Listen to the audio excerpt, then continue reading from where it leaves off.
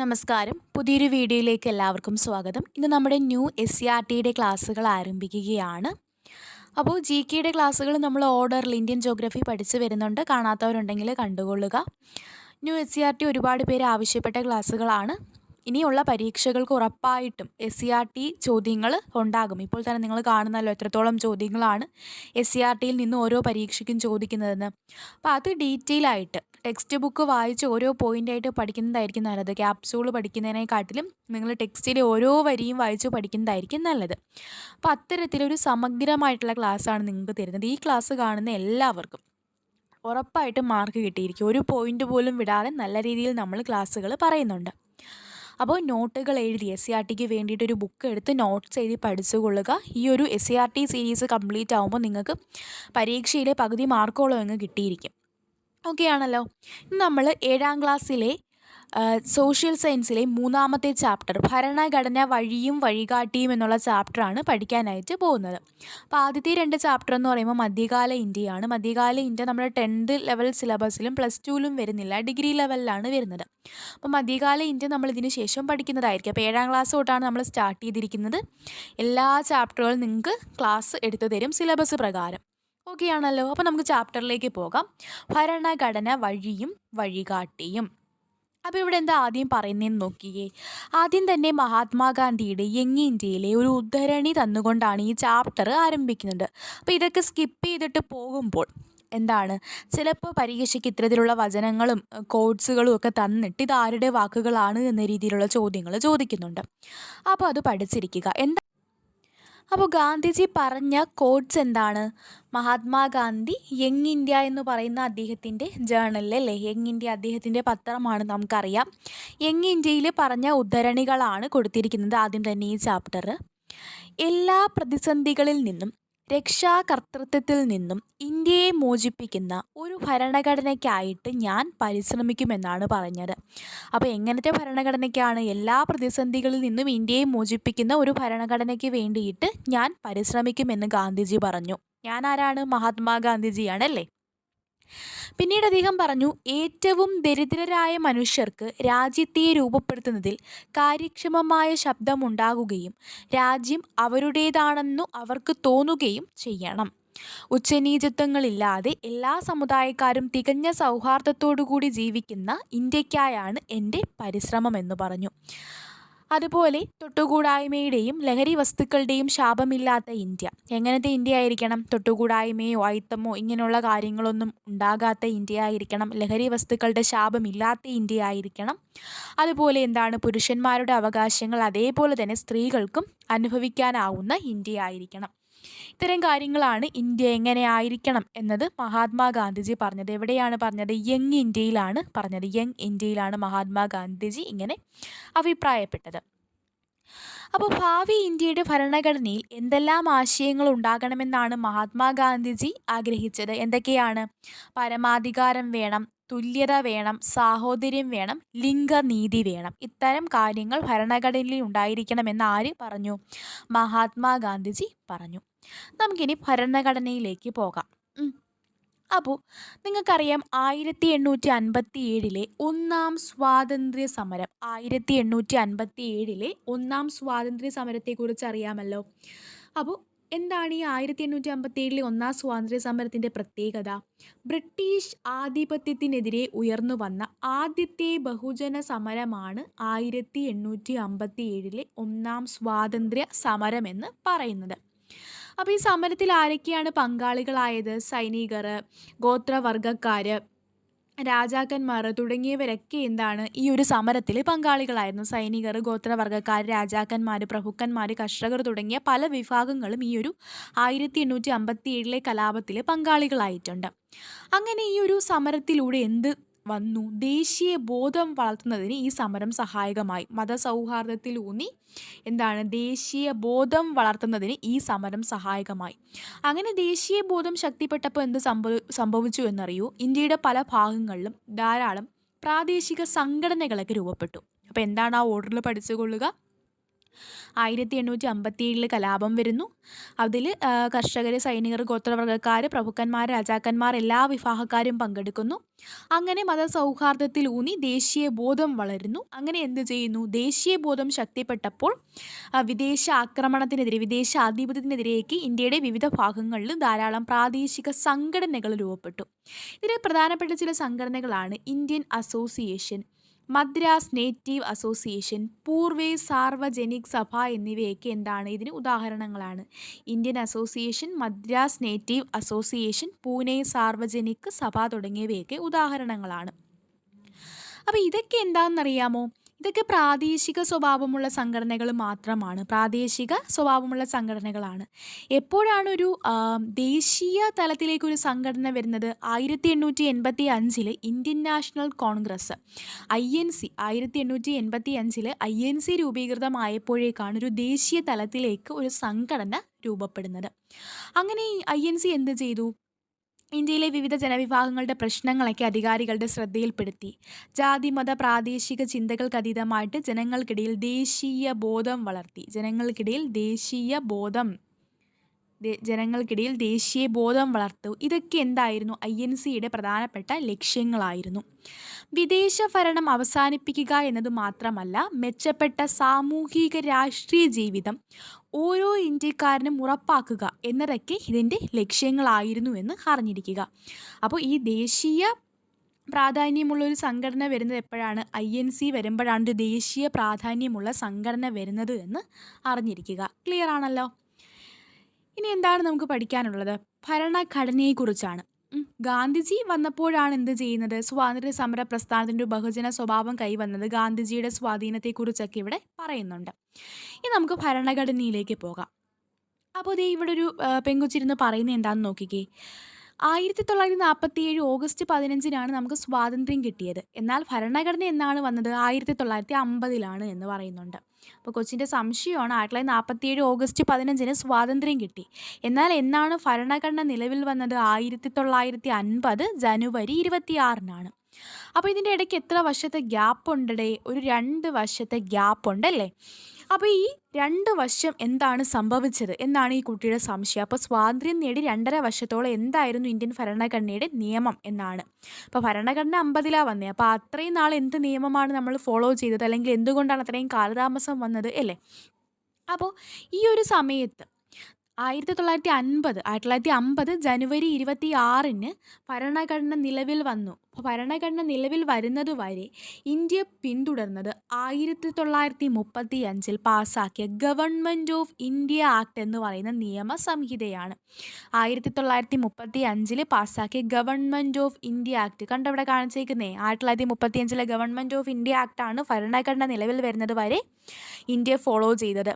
അപ്പോൾ ഈ government of India ആക്ടിൻ്റെ പ്രത്യേകതകൾ ഇവിടെ തന്നിട്ടുണ്ട്. Very very important. അപ്പോൾ എഴുതി പഠിച്ചുകൊള്ളുക. വളരെ ഇമ്പോർട്ടൻ്റ് ആയിട്ടുള്ള പോർഷനാണ് പറയുന്നത്. ഇമ്പോർട്ടൻ്റ് ആണ് കേട്ടോ.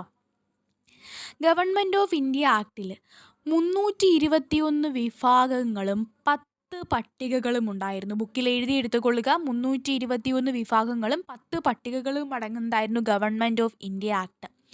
അതുപോലെ ദുർബല വിഭാഗങ്ങളിലുള്ളവർ, സ്ത്രീകളും തൊഴിലാളികൾക്കുമൊക്കെ പ്രത്യേക മണ്ഡലങ്ങൾ നൽകുന്നതായിരുന്നു ഈ നിയമത്തിൽ പറയുന്നത്. അതുപോലെ കേന്ദ്രത്തിനും അന്നത്തെ പ്രവിശ്യകൾക്കും വേണ്ടിയിട്ട് അധികാരം വിഭജിച്ചു കൊടുത്തിരുന്നു. കേന്ദ്രത്തിനും പ്രവിശ്യകൾക്കുമായിട്ട് അധികാരത്തെ എന്ത് ചെയ്തു? വിഭജിച്ചു കൊടുത്തു. കേന്ദ്രത്തിൽ ദ്വിമണ്ഡല സഭയുണ്ടായിരുന്നു. കേന്ദ്രത്തിൽ എന്തുണ്ടായിരുന്നു? ദ്വിമണ്ഡല സഭ. അതുപോലെ 6 പ്രവിശ്യകളിലും ദ്വിമണ്ഡല സഭയുണ്ടായിരുന്നു. അപ്പോൾ പ്രവിശ്യകൾക്കും കേന്ദ്രത്തിനുമായിട്ട് ഭരണം വിഭജിച്ചു കൊടുത്തു. 6 പ്രവിശ്യകളിൽ ദ്വിമണ്ഡല സഭകൾ, കേന്ദ്രത്തിൽ ദ്വിമണ്ഡല സഭ, 321 വിഭാഗങ്ങൾ, 10 പട്ടികകൾ, ദുർബല വിഭാഗങ്ങൾ, സ്ത്രീകൾ, തൊഴിലാളികൾ എന്നിവർക്കൊക്കെ എന്ത്? പ്രത്യേക മണ്ഡലങ്ങളും അനുവദിച്ചു കൊടുത്തു. അപ്പോൾ 1950 ജനുവരി 26 ഇന്ത്യൻ ഭരണഘടന നിലവിൽ വരുന്നത് വരെ നമ്മൾ ഫോളോ ചെയ്ത നിയമസംഹിത ഏതാണെന്ന് ചോദിച്ചാൽ 1935 ഗവൺമെൻറ് ഓഫ് ഇന്ത്യ ആക്ടാണ് എന്ന് അറിഞ്ഞിരിക്കുക. അപ്പോൾ ഈ ഭരണഘടന നിർമ്മാണത്തിലേക്ക് വരുമ്പോൾ അത്രയും നാൾ എന്തുണ്ടായിരുന്നു? ഭരണഘടനാ നിർമ്മാണ സഭ 2 വർഷത്തോളം കാര്യങ്ങളൊക്കെ തീരുമാനിച്ചിട്ടാണ് നമ്മുടെ ഇന്ത്യൻ ഭരണഘടനയിലേക്ക് എത്തുന്നത്. 1946 അധികാര കൈമാറ്റം ചർച്ച ചെയ്യുന്നതിന് വേണ്ടിയിട്ട് ഇന്ത്യ സന്ദർശിച്ച മിഷനാണ് ക്യാബിനറ്റ് മിഷൻ. ഈ ക്യാബിനറ്റ് മിഷൻ്റെ നിർദ്ദേശപ്രകാരമാണ് ഇന്ത്യക്ക് വേണ്ടിയിട്ടൊരു ഭരണഘടനാ നിർമ്മാണ സഭ രൂപീകൃതമായത്. അപ്പോൾ ഭരണഘടനാ നിർമ്മാണ സഭ രൂപീകൃതമായതിന് സഹായകമായ കമ്മീഷൻ ഏതാണെന്ന് ചോദിച്ചാൽ ഏതാണ്? ക്യാബിനറ്റ് മിഷനാണ്. ക്രിപ്സ് മിഷൻ എന്നൊക്കെ തന്നിട്ടത് ശരിയാണോ തെറ്റാണോ എന്ന് ചോദിക്കും. തെറ്റാണ്, ക്യാബിനറ്റ് മിഷനാണ്. അപ്പോൾ ക്യാബിനറ്റ് മിഷനാണ് ഏത് വർഷമാണ്? 1946 ക്യാബിനറ്റ് മിഷനാണ് പറഞ്ഞത് ഇന്ത്യക്ക് വേണ്ടിയിട്ട് ഒരു ഭരണഘടനാ നിർമ്മാണ സഭ രൂപീകരിക്കണമെന്ന് പറഞ്ഞത് ആരാണ്? ക്യാബിനറ്റ് മിഷനാണ് എന്ന് അറിഞ്ഞിരിക്കുക. ഓക്കെ ആണല്ലോ. നമുക്കിനി ഈ ഭരണഘടനയുടെ എന്ത് നോക്കാം? സവിശേഷതകൾ നോക്കാം. ഈ ഭരണഘടന നിർമ്മിക്കാൻ വേണ്ട കാലയളവ് എത്രയായിരുന്നു? 2 വർഷം. 2 വർഷം 11 മാസം 17 ദിവസം, ഏകദേശം 3 വർഷത്തോളം അല്ലേ? 2 വർഷം 11 മാസം 17 ദിവസമാണ് ഈ ഭരണഘടന നിർമ്മിക്കാനായിട്ട് ഭരണഘടനാ നിർമ്മാണ സഭയ്ക്ക് വേണ്ടി വന്ന കാലയളവ് എന്ന് പറയുന്നത്. അങ്ങനെ ഈ ഭരണഘടനാ നിർമ്മാണ സഭ രൂപീകൃതമായ സമയത്ത് ഇതിൻ്റെ ആദ്യ സമ്മേളനം ചേർന്നത് എന്നാണ്? ഓക്കെ, നമ്മളത് അവിടെ നിന്നല്ല കേട്ടോ തുടങ്ങേണ്ടത്. ഈ ഒരു ഭരണഘടനാ നിർമ്മാണ സഭ രൂപീകൃതമായിട്ട് ഇങ്ങനെ കറങ്ങി വരാം കേട്ടോ. ഇപ്പോൾ ഇവിടെ തൊട്ട് നോക്കിക്കോളാം. ആദ്യ സമ്മേളനം ചേർന്നത് 1946 ഡിസംബർ 9 ഭരണഘടനാ നിർമ്മാണ സഭ രൂപീകൃതമാകുന്നു. അതിന് എന്ത് ചെയ്യുന്നു? ഒരു സമ്മേളനം ആദ്യമായിട്ട് 1946 ഡിസംബർ 9 ഇതിൻ്റെ തിരഞ്ഞെടുക്കപ്പെട്ട അധ്യക്ഷനാണ് ഡോക്ടർ രാജേന്ദ്ര പ്രസാദ്. ഇപ്പോൾ ഇതിൻ്റെ ഒരു താൽക്കാലിക അധ്യക്ഷനുണ്ടായിരുന്നു. ആദ്യ സമ്മേളനത്തിലെ താൽക്കാലിക അധ്യക്ഷൻ ഡോക്ടർ സച്ചിദാനന്ദ സിൻഹയായിരുന്നു. പിന്നീട് സ്ഥിരം അധ്യക്ഷനായിട്ട് തിരഞ്ഞെടുക്കപ്പെടുന്നത് ഡോക്ടർ രാജേന്ദ്ര പ്രസാദിനെയാണ്. ഭരണഘടനാ നിർമ്മാണ സഭ ഭരണഘടന അംഗീകരിച്ചുകൊണ്ട് അതിൽ ഒപ്പുവെച്ചത് 1949 നവംബർ 26 1949 നവംബർ 26 ഈ ഭരണഘടനാ നിർമ്മാണ സഭ ഭരണഘടനയെ അംഗീകരിക്കുന്നത്. അങ്ങനെ ഭരണഘടന നിലവിൽ വരുന്നത് എന്നാണ്? 1950 ജനുവരി 26 അപ്പോഴാണ് നമ്മൾ എന്ത് പറയുന്നത്? ഇന്ത്യ റിപ്പബ്ലിക്കായി. ഇന്ത്യയുടെ റിപ്പബ്ലിക് ഡേ ചോദിക്കുകയാണെങ്കിലും 1950 ജനുവരി 26 ഇനി ഭരണഘടനാ നിർമ്മാണ സഭയിൽ ഒട്ടേറെ പ്രധാനപ്പെട്ട കമ്മിറ്റികൾ ഉണ്ടായിരുന്നു. അതിൽ ഏറ്റവും പ്രധാനപ്പെട്ട കമ്മിറ്റി ഭരണഘടനയുടെ കരട് തയ്യാറാക്കുന്നതിന് വേണ്ടിയിട്ട് രൂപീകൃതമായ കമ്മിറ്റിയാണ് ഡ്രാഫ്റ്റിംഗ് കമ്മിറ്റി. ഈ ഡ്രാഫ്റ്റിംഗ് കമ്മിറ്റിയുടെ ചെയർമാൻ എന്ന് പറയുന്നത് ആരാണെന്നറിയോ? ഡോക്ടർ BR അംബേദ്കർ ആണ് ഡ്രാഫ്റ്റിംഗ് കമ്മിറ്റിയുടെ ചെയർമാൻ എന്ന് പറയുന്നത്. അങ്ങനെ ഈ ഭരണഘടന നിർമ്മിക്കുന്നു. ഭരണഘടന നിർമ്മിക്കാൻ വേണ്ടിയിട്ട് വന്ന കാലയളവ് എന്ന് പറയുന്നത് 2 വർഷം 11 മാസം 17 ദിവസമാണ്. ഇങ്ങനെ രൂപീകരിച്ച ഭരണഘടന അംഗീകരിച്ച് ഒപ്പുവെച്ചത് എന്നാണ്? 1949 നവംബർ 26 ഇത് ഒപ്പുവെച്ച് അംഗീകരിച്ചത്. നിലവിൽ വന്നത് 1950 ജനുവരി 26 എന്ന് അറിഞ്ഞിരിക്കുക. ക്ലിയർ ആണല്ലോ? അപ്പം നമ്മൾ പറഞ്ഞു ഡ്രാഫ്റ്റിംഗ് കമ്മിറ്റിയുടെ ചെയർമാൻ ആരാണ്? ഡോക്ടർ BR അംബേദ്കർ ആണ് ഡ്രാഫ്റ്റിംഗ് കമ്മിറ്റിയുടെ ചെയർമാൻ. ഇന്ത്യൻ ഭരണഘടനയുടെ ശില്പി എന്നറിയപ്പെടുന്നതും ഇദ്ദേഹമാണ്. ഇന്ത്യൻ ഭരണഘടനയുടെ ശില്പി എന്നറിയപ്പെടുന്നതും ആര് തന്നെയാണ്? ഡോക്ടർ BR അംബേദ്കർ ആണ്. എന്താണ് പറയുന്നത്? ലോകത്തിലെ ഏറ്റവും മികച്ച ഒന്നാകണം നമ്മുടെ ഭരണഘടന എന്ന ആഗ്രഹം അത് എഴുതി തയ്യാറാക്കാൻ നിയോഗിക്കപ്പെട്ട ഭരണഘടനാ നിർമ്മാണ സഭയ്ക്ക് ഉണ്ടായിരുന്നു. നമ്മുടെ ഭരണഘടനയുടെ മുഖ്യ ശില്പിയായ ഡോക്ടർ BR അംബേദ്കർ എന്ത് ചെയ്തു എന്നറിയാമോ? 60ഓളം രാജ്യങ്ങളിലെ ഭരണഘടനകൾ വിദേശ പഠനത്തിന് വിധേയമാക്കി. അദ്ദേഹം 60ഓളം രാജ്യങ്ങളുടെ ഭരണഘടനകൾ വിധേയമാക്കി. മറ്റ് രാജ്യങ്ങളിൽ നിന്ന് രൂപപ്പെട്ട ഭരണഘടനകളുടെ നല്ല വശങ്ങൾ നമ്മുടെ ഭരണഘടനയിലേക്ക് സ്വീകരിക്കുക എന്നായിരുന്നു അദ്ദേഹത്തിൻ്റെ ഉദ്ദേശ്യം. ഇന്ത്യക്കുള്ള വൈവിധ്യം, ചരിത്ര പാരമ്പര്യം, സംസ്കാരം തുടങ്ങിയ കാര്യങ്ങൾ കൂടി പരിഗണിച്ചുകൊണ്ടാണ് വിദേശ ഭരണഘടനകളുടെ ആശയം നാം സ്വീകരിച്ചിരിക്കുന്നത്. അപ്പോൾ അദ്ദേഹം എന്ത് ചെയ്തു? 60ഓളം രാജ്യങ്ങളുടെ ഭരണഘടനകൾ എന്ത് ചെയ്തിട്ടുണ്ട്? പഠന വിധേയമാക്കിയ വ്യക്തിയാണ് ഡോക്ടർ BR അംബേദ്കർ. ഇന്ത്യൻ ഭരണഘടനയുടെ ശില്പിയാണ്. ഭരണഘടനാ നിർമ്മാണ സഭയിലെ പ്രധാന കമ്മിറ്റിയായ ഡ്രാഫ്റ്റിംഗ് കമ്മിറ്റിയുടെ ചെയർമാൻ കൂടിയാണ്. ഇനി എന്താണ് പറയുന്നത്? ഇന്ത്യൻ ഭരണഘടനയുടെ ഒട്ടേറെ സവിശേഷതകളാണ് ഇവിടെ പറയുന്നത്. ലോകത്തിലെ ഏറ്റവും വലിയ എഴുതപ്പെട്ട ഭരണഘടന ആരുടേതാണ്? ഇന്ത്യയുടേതാണ് ലോകത്തിലെ ഏറ്റവും വലിയ എഴുതപ്പെട്ട ഭരണഘടന എന്ന് പറയുന്നത്. 1950 ജനുവരി 26 നിലവിൽ വന്ന നമ്മുടെ ഭരണഘടനയിൽ 22 ഭാഗങ്ങളും 395 അനുച്ഛേദങ്ങൾ, ആർട്ടിക്കിളുകൾ 395 8 പട്ടികകളും ഉണ്ടായിരുന്നു. എത്രയാണ്? 395 അനുച്ഛേദങ്ങൾ. ഇന്ത്യൻ ഭരണഘടന നിലവിൽ വന്നപ്പോൾ അതിൽ 395 ആർട്ടിക്കിളുകൾ, 22 ഭാഗങ്ങൾ, 8 പട്ടികകൾ തുടങ്ങിയവയാണ് ഉണ്ടായിരുന്നത് എന്ന് അറിഞ്ഞിരിക്കുക. ഓക്കെ ആണല്ലോ. ഇനി നമ്മുടെ ഭരണഘടനയിലെ പ്രധാനപ്പെട്ട സവിശേഷതകൾ എന്തൊക്കെയാണെന്ന് നോക്കാം. ഒന്ന് പാർലമെൻ്ററി ജനാധിപത്യ ഭരണം, നമ്മുടെ പ്രസിഡൻഷ്യൽ ഭരണമല്ല. എങ്ങനത്തെ ഭരണമാണ്? പാർലമെൻ്ററി ജനാധിപത്യമാണ്. അതായത് നമ്മുടെ രാജ്യത്തെ ഭരണാധികാരികളെ നിയമനിർമ്മാണ സഭകൾ നിയന്ത്രിക്കുന്നതാണ് പാർലമെൻ്ററി ജനാധിപത്യ ഭരണം എന്ന് പറയുന്നത്. അതുപോലെ നമ്മുടെ ഭരണഘടനയിൽ പരമാധികാരി ആരാണ്? ജനങ്ങളാണ് പരമാധികാരം. രാഷ്ട്രത്തിൻ്റെ എല്ലാ അധികാരങ്ങളും ഉത്ഭവിക്കുന്നത് ജനങ്ങളിൽ നിന്നാണ്. അതുപോലെ നമ്മുടെ ഭരണഘടനയിൽ മൗലിക അവകാശങ്ങൾ 6 മൗലിക അവകാശങ്ങൾ ഭരണഘടന ഉറപ്പുവരുത്തുന്നുണ്ട്. ഓരോ വ്യക്തിക്കും രാഷ്ട്രം ഉറപ്പുവരുത്തേണ്ട ചില അടിസ്ഥാന അവകാശങ്ങളെയാണ് മൗലിക അവകാശങ്ങൾ എന്ന് പറയുന്നത്. ഓരോ വ്യക്തിക്കും രാഷ്ട്രം ഉറപ്പുവരുത്തേണ്ട അവകാശങ്ങളാണ്. ഈ അവകാശങ്ങൾ നിഷേധിക്കപ്പെടുകയാണെങ്കിൽ കോടതി മുഖേന ഈ അവകാശങ്ങൾ സ്ഥാപിച്ചെടുക്കാനായിട്ട് കഴിയും. അതുപോലെ മൗലിക കടമകൾ ഇന്ത്യൻ ഭരണഘടനയുടെ സവിശേഷതയാണ്. ഓരോ വ്യക്തിയും രാഷ്ട്രത്തോടും സമൂഹത്തോടും പാലിക്കേണ്ട ഉത്തരവാദിത്തങ്ങളാണ് മൗലിക കടമകൾ എന്ന് പറയുന്നത്. അതുപോലെ എന്തുണ്ട്? നിർദ്ദേശക തത്വങ്ങളുണ്ട്. സാമൂഹിക സാമ്പത്തിക അവകാശങ്ങൾ ഉറപ്പുവരുത്തുന്നതിന് വേണ്ടിയിട്ടല്ലേ, സാമൂഹികവും സാമ്പത്തികവുമായിട്ടുള്ള അവകാശങ്ങളൊക്കെ ഉറപ്പുവരുത്തുന്നതിന് വേണ്ടിയിട്ട് നിർദ്ദേശങ്ങളുണ്ട്. അതിനെയാണ് മാർഗനിർദ്ദേശക തത്വങ്ങൾ എന്ന് പറയുന്നത്. അതുപോലെ ഇന്ത്യൻ ഭരണഘടനയുടെ പ്രത്യേകതയാണ് നിയമവാഴ്ച. എല്ലാവരും നിയമത്തിന് വിധേയരാണ്, ആരും നിയമത്തിന് അതീതരല്ല. അതാണ് നിയമവാഴ്ച. എല്ലാവർക്കും നിയമം ഒരുപോലെയാണ്. അതുപോലെ സാർവത്രിക പ്രായപൂർത്തി വോട്ടവകാശമുണ്ട്. നിശ്ചിത പ്രായമുള്ള എല്ലാവർക്കും എന്ത് ചെയ്യാം? വോട്ട് ചെയ്യാം. 18 വയസ്സ് പൂർത്തിയായി ഏതൊരു ഇന്ത്യൻ പൗരനും വോട്ട് ചെയ്യാനുള്ള അവകാശമുണ്ട്. സ്വതന്ത്രവും നിഷ്പക്ഷവുമായിട്ടുള്ള നീതിന്യായ വ്യവസ്ഥയാണ്. അതായത് കോടതി സംവിധാനം തികച്ചും സ്വതന്ത്രമാണ്. കോടതി, നമ്മുടെ നീതിന്യായ ഭരണം അല്ലെങ്കിൽ കോടതി എന്ന് പറയുന്നത് തികച്ചും സ്വതന്ത്രമാണ് എന്ന് പറയുന്നു. നിയമനിർമ്മാണ കാര്യനിർവഹണ വിഭാഗങ്ങളിൽ നിന്നും സ്വതന്ത്രമായിട്ടുള്ള കോടതിയാണ് ഇന്ത്യക്കുള്ളത്. അതുപോലെ എന്താണ് ഫെഡറലിസം എന്ന് പറയുന്നത്? ഇന്ത്യൻ ഭരണഘടനയുടെ പ്രത്യേകതയാണ്. ഫെഡറലിസം എന്ന് വെച്ചാൽ എന്താണ്? കേന്ദ്രത്തിനും സംസ്ഥാനങ്ങൾക്കുമായിട്ട് അധികാരം ഡിവൈഡ് ചെയ്ത് കൊടുക്കുന്നതിനെയാണ് ഫെഡറലിസം എന്ന് പറയുന്നത്. അതുപോലെ രാജ്യത്ത് ഒറ്റ പൗരത്വമേ ഉള്ളൂ. ഏക പൗരത്വം എന്ന് പറയുന്ന ആശയമാണ് നമ്മുടെ ഭരണഘടന സ്വീകരിക്കുന്നത്. രാജ്യത്ത് ഒരൊറ്റ പൗരത്വമേ ഉള്ളൂ. സംസ്ഥാനങ്ങൾക്ക് പ്രത്യേകിച്ച് പൗരത്വമൊന്നും ഇല്ല. ഇത്രയും ഇന്ത്യൻ ഭരണഘടനയുടെ പ്രത്യേകതകളാണ്. ഏറ്റവും പ്രധാനപ്പെട്ട കാര്യങ്ങളാണ് പറഞ്ഞത്. പാർലമെൻ്ററി ജനാധിപത്യ ഭരണം, ജനങ്ങൾക്കാണ് പരമാധികാരം. ജനങ്ങളിൽ നിന്നാണ് എല്ലാ അധികാരങ്ങളും ഉത്ഭവിക്കുന്നത്. മൗലിക അവകാശങ്ങൾ, മൗലിക കടമകൾ, നിർദ്ദേശക തത്വങ്ങൾ, നിയമവാഴ്ച, സാർവത്രിക പ്രായപൂർത്തി വോട്ടവകാശം, സ്വതന്ത്രവും നിഷ്പക്ഷവുമായിട്ടുള്ള നീതിന്യായ വ്യവസ്ഥ, അതുപോലെ എന്താണ് ഫെഡറലിസം, ഏക പൗരത്വം തുടങ്ങിയവ. അപ്പം അത് വെച്ചിട്ട് നമുക്ക് ആൻസർ ചെയ്യാനുള്ള ഒരു ഇവിടെ ടിക്ക് ചെയ്യാനും ശരിയും തെറ്റും പരിശോധിക്കാൻ വേണ്ടിയിട്ടുള്ള ഒരു ചാർട്ടാണ് ഇവിടെ കൊടുത്തിരിക്കുന്നത്. ഒന്ന് നോക്കിക്കേ.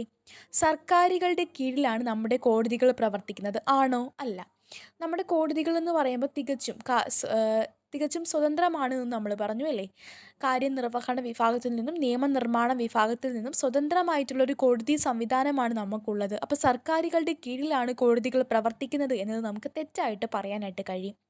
സംസ്ഥാന സർക്കാരുകൾക്ക് മാത്രമായിട്ട് ചില അധികാരങ്ങളൊക്കെ ഉണ്ട്. ഓക്കെ, ഉണ്ട്, സമ്മതിക്കും. സർക്കാരുകൾക്ക് മാത്രമായിട്ട് ചില അധികാരങ്ങൾ ഉണ്ട്. പൗരത്വത്തിൻ്റെ കാര്യമല്ല. പൗരത്വം ഉണ്ടോ എന്ന് ചോദിച്ചാൽ ഇല്ല അല്ലേ. ഒറ്റ പൗരത്വമേ ഉള്ളൂ. 18 വയസ്സ് തികഞ്ഞ എല്ലാവർക്കും വോട്ടവകാശമുണ്ട്. ഉണ്ട്. സാർവത്രിക പ്രായപൂർത്തി വോട്ടവകാശമാണ്. ആരും നിയമത്തിന് അതീതരല്ല. ശരിയാണ്. ഇന്ത്യയിലുള്ള ഒരാൾക്ക് ദേശീയ പൗരത്വത്തിന് പുറമെ സംസ്ഥാന പൗരത്വം കൂടി ഉണ്ടാകും. തെറ്റാണ്. ഇല്ല അല്ലേ. സംസ്ഥാന പൗരത്വമൊന്നുമില്ല. ഇന്ത്യക്ക് ഒരൊറ്റ പൗരത്വമേ ഉള്ളൂ, ഇന്ത്യൻ പൗരത്വം. ജനാധിപത്യത്തിൽ ജനങ്ങളാണ് പരമാധികാരികൾ. ശരിയാണ്. ജനാധിപത്യത്തിൽ ജനങ്ങളാണ് പരമാധികാരികൾ.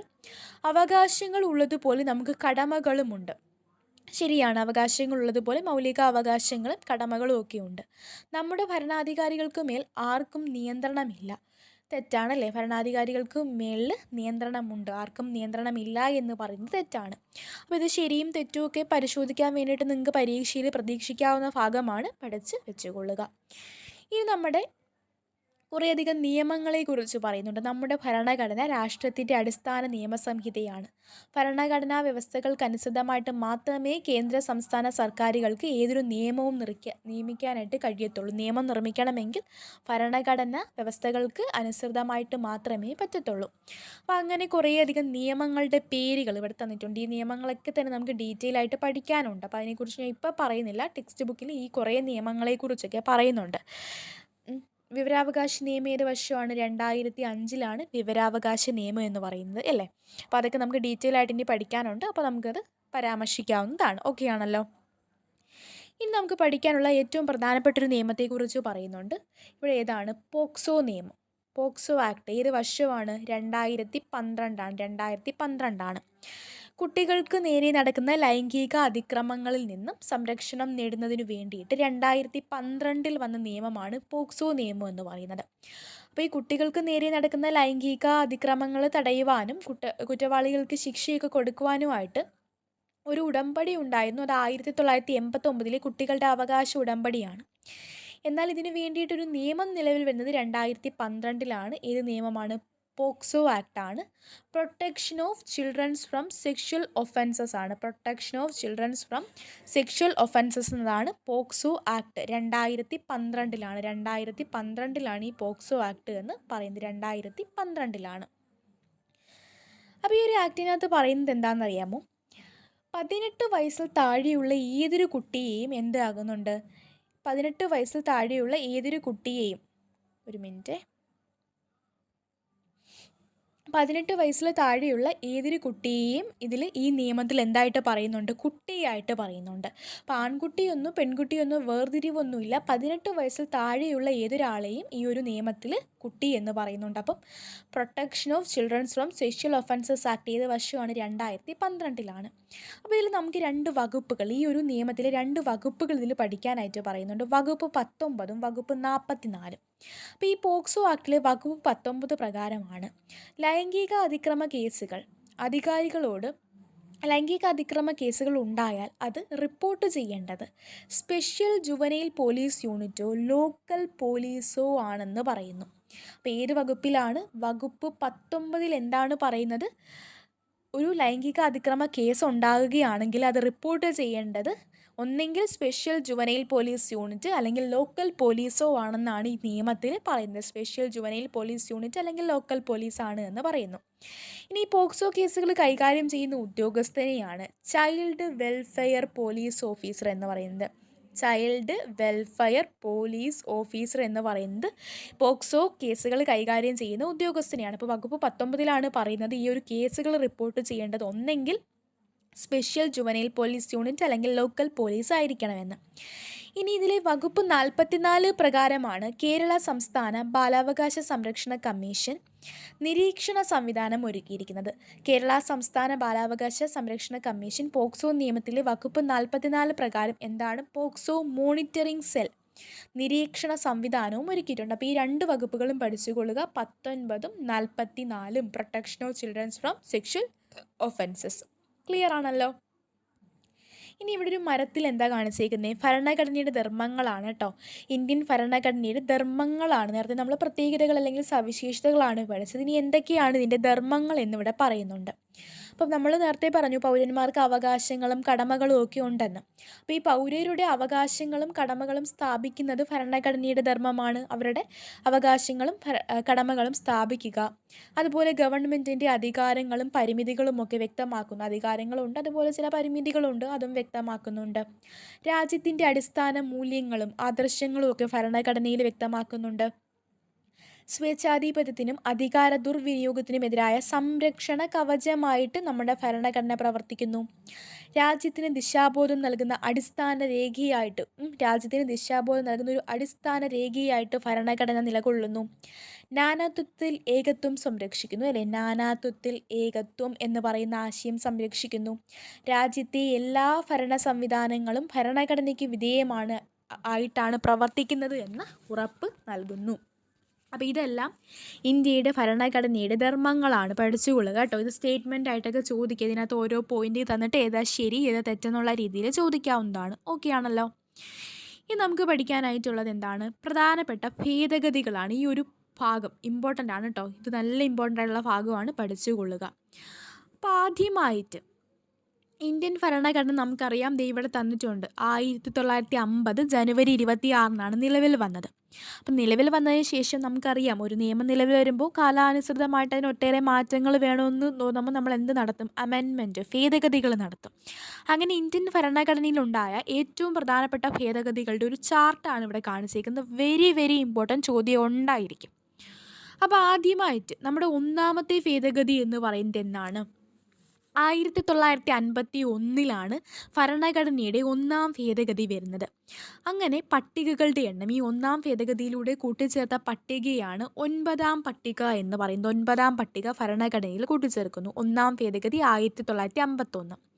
ഇനി ഏറ്റവും പ്രധാനപ്പെട്ട ഭേദഗതികൾ വരുമ്പോൾ എന്താണ് പറയുന്നത്? 42-ാം ഭേദഗതിയെക്കുറിച്ച് പറയുന്നു. 42-ാം ഭേദഗതി 1976 42-ാം ഭേദഗതി എന്ന് പറയുന്നത്. മിനി കോൺസ്റ്റിറ്റ്യൂഷൻ അല്ലെങ്കിൽ ചെറു ഭരണഘടന എന്നറിയപ്പെടുന്ന ഭേദഗതിയാണ് 42-ാം ഭേദഗതി. മതേതരത്വം, സോഷ്യലിസം, അഖണ്ഡത എന്നീ പദങ്ങൾ കൂട്ടിച്ചേർത്തത് ഈ 42-ാം ഭേദഗതിയിലൂടെയാണ്. 44-ാം ഭേദഗതി വെരി വെരി ഇമ്പോർട്ടൻ്റ്. 1978 സ്വത്താവകാശം മൗലികാവകാശം അല്ലാതായിട്ട് മാറി. അപ്പോൾ 1978 വരെ സ്വത്താവകാശം ഒരു മൗലികാവകാശമായിരുന്നു. അപ്പം മൗലികാവകാശം അല്ലാതാക്കി മാറ്റിയ ഭേദഗതിയാണ് 44-ാം ഭേദഗതി. സ്വത്താവകാശം എന്ന് പറയുന്നത് ഒരു നിയമാവകാശമാക്കി മാറ്റി. ഇനി പഞ്ചായത്തി രാജ്, നഗരപാലിക നിയമങ്ങൾ നിലവിൽ വന്ന ഭേദഗതിയാണ് 1992 73, 74 ഭേദഗതികളിലൂടെയാണ് പഞ്ചായത്തി രാജും നഗരപാലിക നിയമവും നിലവിൽ വന്നത്. പഞ്ചായത്തി രാജ് 73-ാം ഭേദഗതി, നഗരപാലിക നിയമം 74. ഇനി ഏതാണ് പറയുന്നത്? വിദ്യാഭ്യാസം മൗലികാവകാശമാക്കി മാറ്റിയ ഭേദഗതിയാണ് 86-ാം ഭേദഗതി. 2002 86-ാം ഭേദഗതിയിലൂടെയാണ് വിദ്യാഭ്യാസം മൗലികാവകാശമാക്കി മാറ്റിയത്. ദെൻ 101-ാം ഭേദഗതി. 101-ാം ഭേദഗതിയിലൂടെയാണ് GST അല്ലെങ്കിൽ ചരക്ക് സേവന നികുതി എന്ന് പറയുന്നത് വന്നത്. GST ഭരണഘടനയിൽ വന്നത് 101-ാം ഭേദഗതിയാണ്. ഇനി ഏറ്റവും അവസാനത്തെ ഭരണഘടനാ ഭേദഗതിയെക്കുറിച്ച് ഇവിടെ എഴുതാനാണ് പറഞ്ഞേക്കുന്നത്. അപ്പോൾ ഞാൻ ഇത് നിങ്ങൾക്കൊരു വർക്കായിട്ട് തരികയാണ്. ഈ ക്ലാസ് കേൾക്കുന്നവർ എന്ത് ചെയ്യുക? ഒന്ന് കമൻറ്റ് ചെയ്യുക. ലാസ്റ്റായിട്ട് എത്രാമത്തെ ഭേദഗതിയാണ് ഭരണഘടനയിൽ വന്നെന്നുള്ളത്. അപ്പോൾ എത്ര പേര് ഇത് ആൻസർ ചെയ്യുന്നത് നോക്കട്ടെ. ഓക്കെ ആണല്ലോ? അപ്പോൾ അതൊന്ന് കമൻറ്റ് ചെയ്തോളാം. ഇനി എന്താണ് നമുക്ക് പഠിക്കാനുള്ളത്? ഇവിടെ ഒരു ഭരണഘടന ഭേദഗതി ചെയ്യുന്നതുമായിട്ട് ബന്ധപ്പെട്ട വകുപ്പ് ഏതാണെന്ന് പറയുന്നുണ്ട്. കണ്ടോ? 368-ാം വകുപ്പ്. 368-ാം വകുപ്പ് പ്രകാരം ഭരണഘടന ഭേദഗതി ചെയ്യുന്നതിനുള്ള അധികാരം പാർലമെൻറ്റിലാണ്. അപ്പോൾ ഭരണഘടനയിൽ ഭേദഗതികൾ വരുത്തുന്നതുമായിട്ട് ബന്ധപ്പെട്ട വകുപ്പാണ് 368. 368. ഈ 368 വകുപ്പ് പ്രകാരം ഭരണഘടന ഭേദഗതി ചെയ്യാനുള്ള അധികാരം ആർക്കാണ്? പാർലമെൻറ്റിനാണ് എന്ന് അറിഞ്ഞിരിക്കുക. ഇനി ഇവിടെ ഒരു കേസിനെ കുറിച്ച് പറയുന്നുണ്ട്. 1973 കേശവാനന്ദ ഭാരതി കേസ്. അടിത്തറ ഇളക്കരുതെന്ന് പറഞ്ഞ് ഇവിടെ കാണിച്ചേക്കുന്ന കണ്ടോ? 1973 കാസർഗോഡ് എടനീർ മഠത്തിൻ്റെ അധിപതിയായിരുന്ന കേശവാനന്ദ ഭാരതി കേരള സർക്കാരിനെതിരെ നൽകിയ കേസിലായിരുന്നു ഭരണഘടനയുടെ അടിസ്ഥാന ഘടനയിൽ യാതൊരു മാറ്റവും വരുത്താൻ പാടില്ല എന്ന് സുപ്രീം കോടതി വിധിച്ചത്. അപ്പോൾ ചോദിക്കാൻ സാധ്യതയുള്ളതാണ്, ചോദിക്കുന്നതുമായിട്ടുള്ള ക്വസ്റ്റ്യനാണ്. ഭരണഘടനയുടെ അടിസ്ഥാന ഘടനയിൽ യാതൊരു മാറ്റവും വരുത്താൻ പാടില്ല എന്ന് സുപ്രീം കോടതി വിധിച്ച കേസാണ് 1973 കേശവാനന്ദ ഭാരതി കേസ് എന്ന് പറയുന്നത്. അപ്പോൾ അതൊന്ന് പഠിച്ചുകൊള്ളുക. അടുത്തത് വിദ്യാഭ്യാസം മൗലികാവകാശമാക്കിയതിനെക്കുറിച്ച് ഇവിടെ പറയുന്നുണ്ട്. വിദ്യാഭ്യാസം മൗലികാവകാശമാക്കിയത് ഏത് ഭേദഗതിയിലൂടെയാണ്? നേരത്തെ പഠിച്ചതാണ്. 2002 86-ാം ഭേദഗതിയിലൂടെയാണ്. 2002 86-ാം ഭരണഘടനാ ഭേദഗതി പ്രകാരമാണ് വിദ്യാഭ്യാസം മൗലികാവകാശമാക്കി മാറ്റിയത്. അങ്ങനെ വകുപ്പ് 21A ഇത് കൂട്ടിച്ചേർത്ത് കേട്ടോ. 21A ഇത് കൂട്ടിച്ചേർത്ത് വിദ്യാഭ്യാസം മൗലികാവകാശമാക്കിയിട്ട്. 2009 ഓഗസ്റ്റ് 4 നിലവിൽ വന്ന നിയമമാണ് വിദ്യാഭ്യാസ അവകാശ നിയമം എന്ന് പറയുന്നത്. വിദ്യാഭ്യാസ അവകാശ നിയമം എന്നാണ് നിലവിൽ വന്നത്? 2009 ഓഗസ്റ്റ് 4 നിലവിൽ വന്നത്. 6 മുതൽ 14 വയസ്സ് വരെ പ്രായമുള്ള എല്ലാ കുട്ടികൾക്കും, എത്ര വയസ്സാണ്? 6 to 14 വയസ്സ് വരെ പ്രായമുള്ള എല്ലാ കുട്ടികൾക്കും നിർബന്ധിതവും സൗജന്യവുമായിട്ടുള്ള വിദ്യാഭ്യാസം ഉറപ്പുവരുത്തണമെന്നാണ് പറയുന്നത്. അപ്പോൾ വിദ്യാഭ്യാസ അവകാശ നിയമം, വിദ്യാഭ്യാസം മൗലികാവകാശമാക്കിയ ഭരണഘടനാ ഭേദഗതി 2002 86-ാം ഭേദഗതിയാണ്. 21A ഇത് മൗലികാവകാശമാക്കി കൂട്ടിച്ചേർത്തത്. ഈ നിയമം നിലവിൽ വന്നത് 2009 ഓഗസ്റ്റ് 4 6 മുതൽ 14 വയസ്സ് വരെയുള്ള കുട്ടികൾക്ക് സൗജന്യവും നിർബന്ധിതവുമായ വിദ്യാഭ്യാസം ഉറപ്പു വരുത്തുക. നേരത്തെ നമ്മൾ പറഞ്ഞു മിനി കോൺസ്റ്റിറ്റ്യൂഷൻ അല്ലെങ്കിൽ ചെറു ഭരണഘടന എന്ന് പറയുന്നത് 42-ാം ഭേദഗതിയാണ്. 1976 42-ാം ഭേദഗതിയാണ്. മതേതരത്വം, സോഷ്യലിസം, അഖണ്ഡത എന്നീ വാക്കുകൾക്ക് ഭരണഘടനയുടെ ആമുഖത്തിൽ കൂട്ടിച്ചേർത്ത ഭേദഗതിയാണ് 1976 42-ാം ഭേദഗതി. അപ്പോൾ ഭരണഘടനയുടെ ആമുഖം ഒരേയൊരു തവണ മാത്രമേ ഭേദഗതി ചെയ്തിട്ടുള്ളൂ. ആമുഖം ഭേദഗതി ചെയ്ത ഭരണഘടനാ ഭേദഗതിയാണ് 1976 42-ാം ഭേദഗതി എന്ന് പറയുന്നത്. അപ്പോൾ സുപ്രധാനമായ കുറേയധികം മാറ്റങ്ങൾ വരുന്നത് കൊണ്ടാണ് നമ്മളിതിനെ എന്തെന്ന് വിളിക്കുന്നത്, മിനി കോൺസ്റ്റിറ്റ്യൂഷൻ എന്ന പേരിൽ അറിയപ്പെടുന്നത് എന്ന് അറിഞ്ഞിരിക്കുക. ഓക്കെ ആണല്ലോ. അപ്പോൾ ഇത്രയും കാര്യങ്ങളൊക്കെയാണ് നമ്മുടെ ഈ ചാപ്റ്ററിൽ ഡീറ്റെയിൽ ആയിട്ട് പറയുന്ന കാര്യങ്ങളെന്ന് പറയുന്നത്. ഇനി കുറച്ച് തുടർ പ്രവർത്തനങ്ങളൊക്കെയാണ് തന്നേക്കുന്നത്. അപ്പോൾ ഇത് ക്ലിയർ ആയെന്ന് വിശ്വസിക്കുന്നു. ഒട്ടേറെ പ്രധാനപ്പെട്ട കാര്യങ്ങൾ പറയുന്ന ചാപ്റ്ററാണ്. അപ്പോൾ ഈ ചാപ്റ്റർ നല്ല രീതിയിൽ ക്ലാസ് കണ്ട് നിങ്ങൾ നോട്ട് ചെയ്ത് പഠിച്ചുകൊള്ളുക. അതുപോലെ നിങ്ങൾക്ക് ഇതിൻ്റെ എക്സാമുകളും കാര്യങ്ങളും എല്ലാം നമ്മുടെ ടെലിഗ്രാം ചാനലിൽ കിട്ടുന്നതായിരിക്കും. അപ്പോൾ ടെലിഗ്രാം ചാനലിൻ്റെ ലിങ്ക് ഞാൻ എന്ത് ചെയ്തേക്കാം, ഫസ്റ്റ് കമൻ്റായിട്ട് കൊടുത്തേക്കാം. ആരെങ്കിലും കയറാനുണ്ടെങ്കിൽ ടെലിഗ്രാം ചാനലിൽ ജോയിൻ ആകുക. SCRT ഞാൻ എടുത്തു പറയുകയാണ്, ഇത്രത്തോളം പ്രാധാന്യം ഉണ്ടെന്നറിയാമല്ലോ. പഠിച്ചുകൊള്ളുക. ക്ലാസ് ഇഷ്ടപ്പെടുകയാണെങ്കിൽ ചാനൽ സബ്സ്ക്രൈബ് ചെയ്യുക. താങ്ക്